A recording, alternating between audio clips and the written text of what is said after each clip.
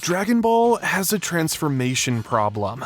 Once upon a time, new forms were game changers, and they meant something to the story or the characters. But somewhere along the way, transformations started feeling less special. Instead of feeling like milestones, they became stepping stones. New colors, new hair, but no real weight. Some forms barely got time to shine before being tossed aside. Others had cool ideas but were so impractical that they became useless. And some, they just showed up with no explanation at all. But what if Dragon Ball handled them differently? What if these bad or forgotten transformations actually mattered?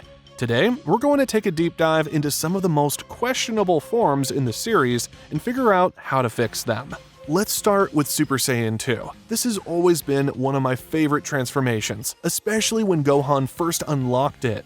Everything about that moment, the emotional buildup, the sheer power, the way it enhanced everything Super Saiyan Grade 4 had to offer was perfect. But as great as Super Saiyan 2 was, by the time the Buu saga rolled around, the form was already getting pushed aside. The last time it truly shined was during Goku and Majin Vegeta's fight, and even then, there were moments where the animation made it look barely different from Super Saiyan 1. Shortly after, Super Saiyan 3 came along, then Ultimate Gohan, and suddenly Super Saiyan 2 became irrelevant. Fast forward to Dragon Ball Super, and this form is basically just Goku's go-to when he's testing someone's strength. Even Toriyama himself admitted he forgot about it at one point. So how do we fix it? To me, the answer is pretty simple. Give this form to Goten and Trunks as their strongest individual transformation. It's crazy that after all this time, they're still stuck with just Super Saiyan 1, especially when every other Saiyan has long surpassed that stage. Letting them unlock and refine Super Saiyan 2 would not only give the form more relevance, but also help develop Goten and Trunks as serious fighters instead of just being comic relief. It would make sense narratively, and it would finally give them some much-needed progression. Next up is Super Saiyan 3, a transformation that gets a lot of hate these days. And while I get why, I can't help but still love it. The design is sick, the reveal was legendary, and when Goku first showed it off against Buu, it felt like a game changer. But here's the problem, it's almost completely useless in a real fight. The stamina drain is so severe that it barely lasts, and in Super, it's basically just a flex for Goku. I don't think transformations with drawbacks are inherently bad. If done right, they make fights more interesting. Take Kaioken for example. It pushes a fighter's power beyond their limits, but at the cost of immense strain. That makes it exciting to watch because there's real tension. So how do we fix Super Saiyan 3? First, instead of just draining stamina ridiculously fast, what if Super Saiyan 3 caused energy instability? The form's power is so overwhelming that it becomes harder to control over time, making precision attacks a challenge. Picture Goku firing a Kamehameha only for the blast to overload and explode early because he couldn't regulate the energy properly. Another fix could be turning Super Saiyan 3 into a burst mode transformation, rather than something meant for drawn-out fights. Instead of trying to sustain it, the form should be designed to hit hard, hit fast, and finish the fight before the drawbacks set in.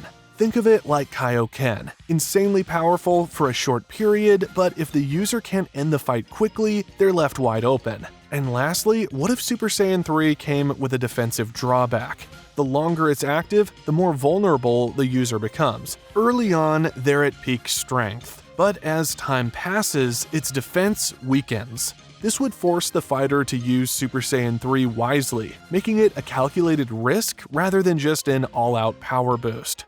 As the user masters the form, these drawbacks should gradually diminish, allowing Super Saiyan 3 to reach its full potential without feeling like a liability. Of course, these are just some of my ideas, but what do you think? How would you improve Super Saiyan 3?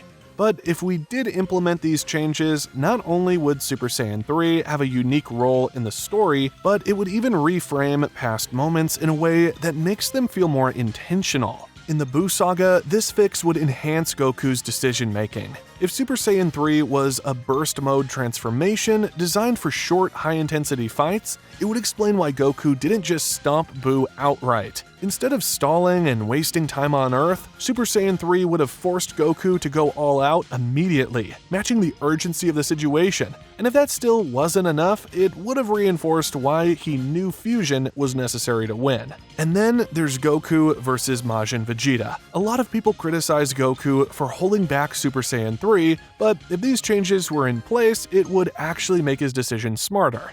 Imagine if Super Saiyan 3 was a form that weakened defense over time. Using it against Vegeta could have backfired, leaving him exhausted and vulnerable against Buu. And if Vegeta had landed a solid hit, Babidi could have drained even more energy, potentially freeing Buu even earlier. That means Goku wasn't just holding back for no reason. He was actively thinking ahead, making sure his power didn't accelerate the very thing they were trying to prevent. Gotenks, on the other hand, is where Super Saiyan 3 really could have been explored differently. Right now, it's kind of a gag transformation for him, and while that fits his character, it also makes him feel pointless.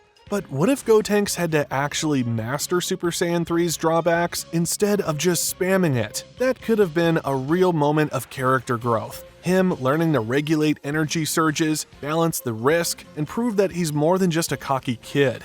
His fight against Super Buu would have felt way more earned if he wasn't just burning through Super Saiyan 3 recklessly, but actually using it strategically to push past his limits. With these changes, Super Saiyan 3 wouldn't just look cool, it would actually have weight in the story. It would force fighters to think, strategize, and commit, making it a true high-risk, high-reward form instead of something that drains energy too fast to be useful. But hey, that's just my take. What do you think? How would you improve Super Saiyan 3?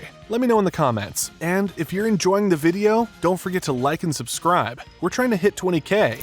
Super Saiyan God was one of the coolest introductions in Dragon Ball Super. The ancient Saiyan ritual, the idea of divine power, the sheer shift in scale, it completely redefined what Saiyans could become. But instead of letting Super Saiyan God develop into something unique, Dragon Ball rushed past it, immediately pushing Super Saiyan Blue into the spotlight. The form that should have been a game changer was reduced to a cameo from time to time.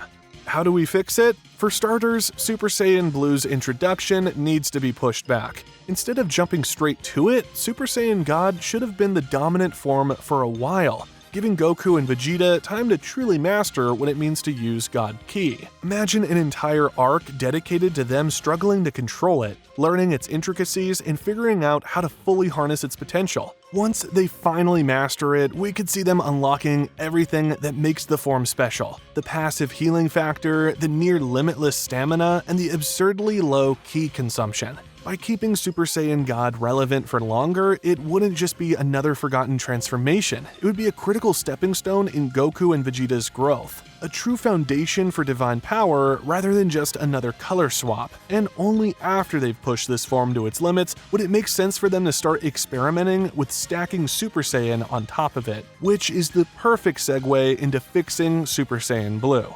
We've already tackled one of Super Saiyan Blue's biggest issues, its rushed introduction, by giving Super Saiyan God more time to shine. By delaying Blue's reveal and allowing Goku and Vegeta to actually master God Ki first, the transformation would feel like a natural progression rather than just another power-up. But that alone doesn't fix all of Blue's problems. This form still has some major flaws holding it back from being as special as it should be. One of the biggest issues? Overuse. Instead of feeling like a transformation that should be used carefully, Super Saiyan Blue became the default form for Goku and Vegeta.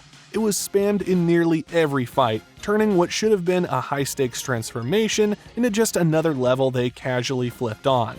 The more they used it, the less impact it had. And when it was used, it rarely dominated. How often did we actually see Super Saiyan Blue live up to the hype? It was weaker than Frieza's new transformation, despite taking Frieza a few months to achieve it.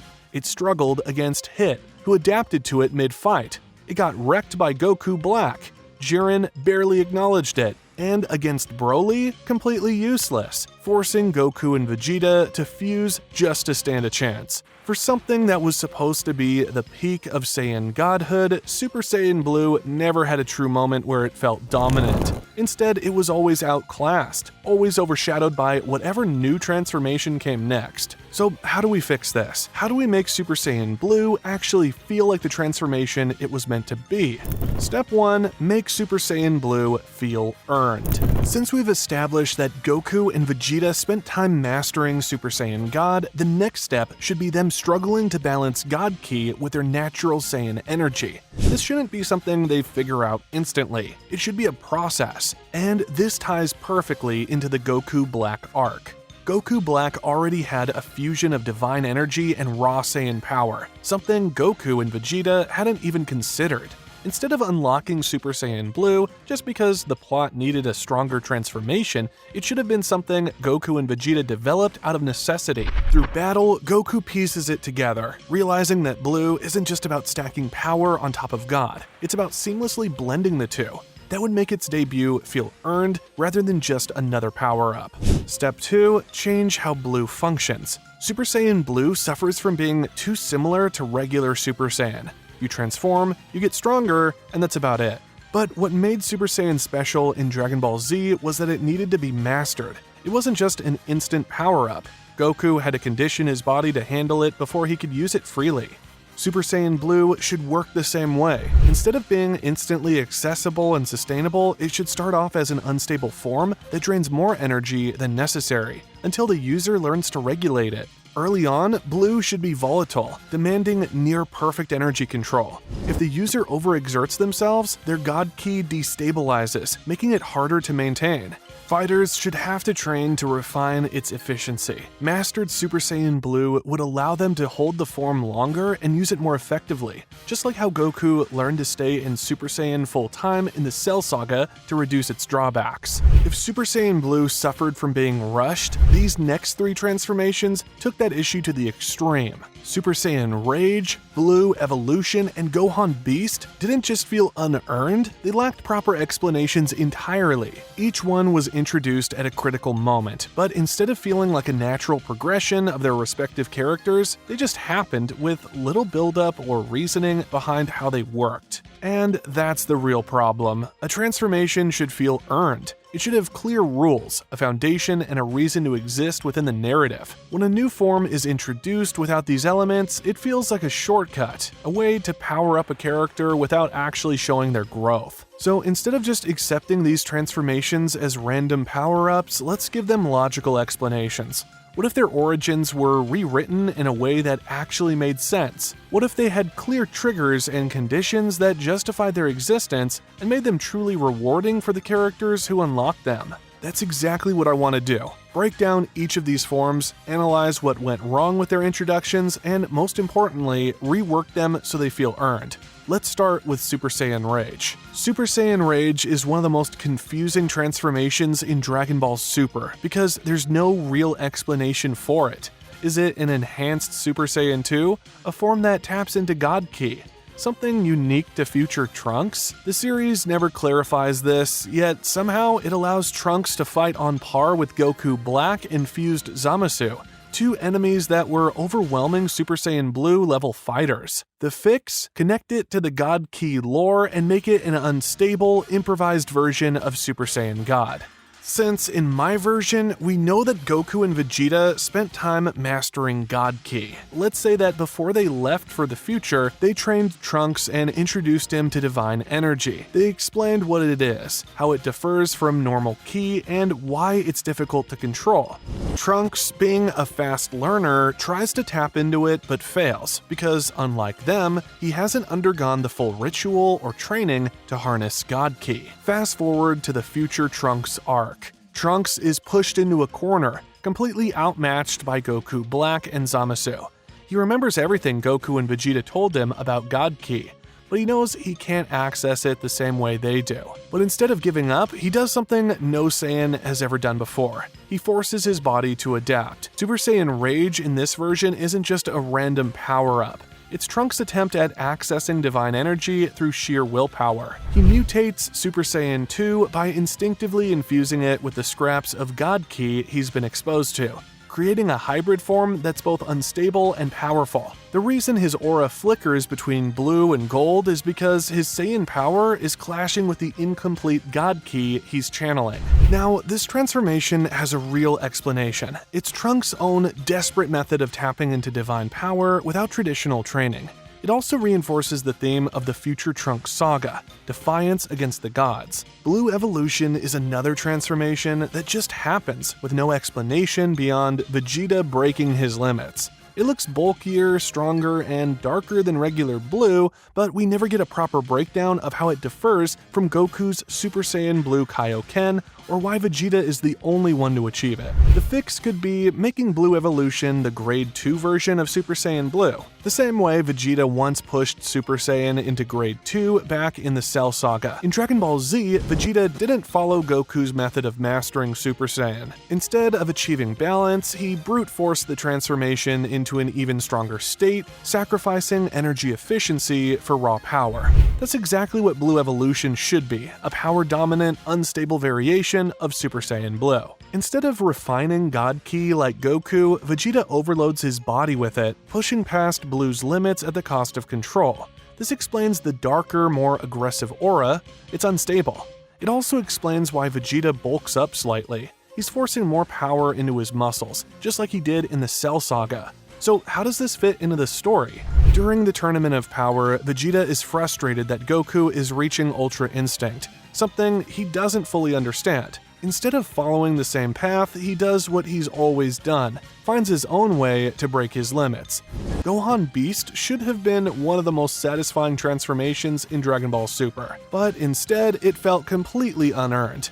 Gohan barely trains, barely fights, and yet he suddenly surpasses Ultra Instinct and Ultra Ego with no explanation. However, Dragon Ball Super had already hinted that Gohan was meant to unlock a transformation that was unique to him, separate from Super Saiyan. Instead of treating Beast as just another rage-based power-up, it should be the logical evolution of Ultimate Gohan, a true milestone in his journey. Ultimate Gohan was introduced in the Buu saga as a form that allowed Gohan to fight at full power without needing Super Saiyan, emphasizing efficiency and perfect energy control. But even then, he was still holding back, not because of power limitations, but because Gohan fought in a controlled, restrained manner. What if Beast Gohan is the moment he lets go completely like he did against Cell? Instead of being another Saiyan transformation like Super Saiyan Blue, it should be the next stage of Ultimate Gohan, where his full potential is not just accessed, but completely unleashed. Ultimate Gohan was about maximizing efficiency, but Beast Gohan is about abandoning all hesitation, all restraint, and letting his power explode freely. The reason his hair turns white, his eyes turn red, and his aura looks so wild is because this is Gohan no longer holding back in any way. This transformation should happen when Gohan snaps in his ultimate form, creating something neither Goku nor Vegeta could ever replicate. To make this transformation feel earned, Dragon Ball Super Superhero should have gradually built up to it. Piccolo could have sensed something off about Gohan's energy, noticing that it felt different. Maybe Gohan himself starts to feel that his ultimate form isn't his true limit, but he doesn't know how to reach the next stage. Then in his battle with Cell Max, when everything is on the line, he finally stops thinking, stops analyzing, and just lets go. In that moment, Beast Gohan is born. Again, these are just my takes on how these transformations could have been handled better, but I know Dragon Ball fans are some of the most creative out there, so I'd love to hear your thoughts. How would you explain these forms in a way that makes them feel earned? Maybe you have a completely different perspective on what these transformations should represent. At its best, a transformation in Dragon Ball isn't just a new form, it's a moment. It's a culmination of everything a character has struggled through, a reward for their growth, and a turning point in their story. But over time, transformations start feeling more like shortcuts than milestones. Instead of being carefully built up and earned, many were thrown in without explanation, sidelined too quickly, or so impractical they became useless. And that's a shame, because every single one of these forms had the potential to be more. That's why I think it's worth reimagining them. At the end of the day, Dragon Ball doesn't need more transformations. It needs better ones. Forms that feel earned, that add to the story, and that give characters meaningful growth. Because when a transformation matters, it sticks with us forever. What do you think? Did these fixes make sense, or do you have your own ideas for how Dragon Ball could improve its transformations? Let's talk about it in the comments, and if you enjoyed this video, don't forget to like and subscribe. If you want to support the channel further, consider joining as a channel member. Also, check out some of my other Dragon Ball videos. See you there.